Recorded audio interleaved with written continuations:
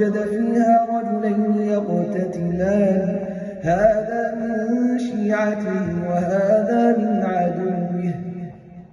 فاستغاثه الذي من شيعته على الذي من عدوه فوكزه موسى فقضى عليه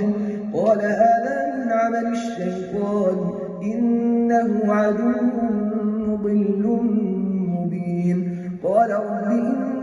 ظلمت نفسي فاغفر لي فغفر له إنه هو الغفور الرحيم قال رب بما أنعمت علي فلن أكون ظهيرا للمجرمين فأصبح في المدينة خائفا يترقب فإذا الذي استنصره بالأمس يستصرخه قال له موسى إنك لغوي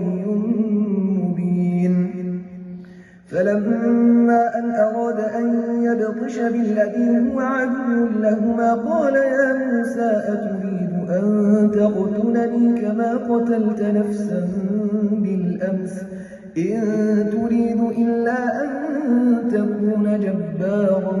في الأرض وما تريد أن تكون من المصلحين وجاء رجل من أقصى المدينة يسعى قال يا موسى إن الملأ يأتمرون بك ليقتلوك فاخرج إني لك من الناصحين فخرج منها خائفا يترقب قال رب نجني من القوم الظالمين